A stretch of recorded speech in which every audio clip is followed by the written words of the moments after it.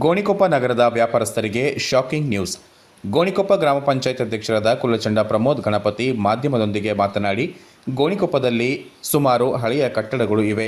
ಅಂದಾಜು 40 ವರ್ಷ ಕಳೆದಿರುವ ಕಟ್ಟಡಗಳು 35ರಿಂದ 38 ಇದ್ದು, ಇದು ಪಂಚಾಯಿತಿಯ ಗಮನಕ್ಕೆ ಬಂದಿದೆ.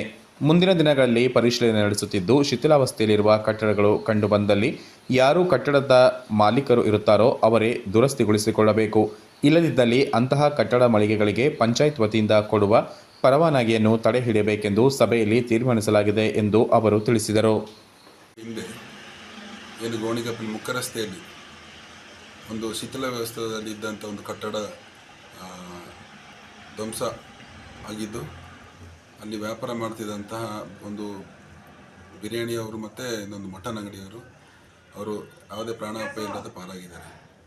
ಆ ನಿಟ್ಟಿನಲ್ಲಿ ಗೋಣಿಕೊಪ್ಪಲ್ ಮುಖ್ಯ ರಸ್ತೆಯಲ್ಲಿರುವಂತಹ ಬಹುಶಃ 36ರಿಂದ 38 ಅಂಗಡಿಗಳು ಇರುವಂಥ, ಅದು 40 ವರ್ಷದ ಮೇಲ್ಪಟ್ಟ ಅಂಗಡಿಗಳನ್ನು,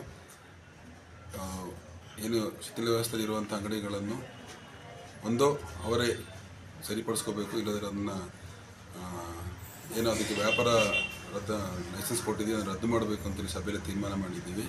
ಅದನ್ನು ಏನಾಗಲೂ ಹೆಚ್ಚು ಕಡಿಮೆ ಆದಲ್ಲಿ ಅಲ್ಲಿದ್ದ ವರ್ತಕರಿಗೆ ಅದನ್ನು ತಲೆಗೆ ಇಟ್ಕೋಬೇಕು, ಹೊಸ್ಕೋಬೇಕು ಅಂತೆಲ್ಲ ಇಲ್ಲಿ ನಮ್ಮ ಒಂದು ತೀರ್ಮಾನ ಆಗಿದೆ.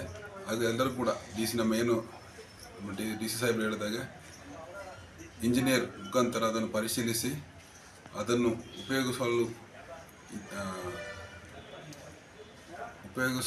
ಮಾತ್ರ ನಾವು ಲೈಸೆನ್ಸ್ ನೀಡಬೇಕು ಅಂತ ಹೇಳಿ ತೀರ್ಮಾನ ತಗೊಂಡಿದ್ದೀವಿ.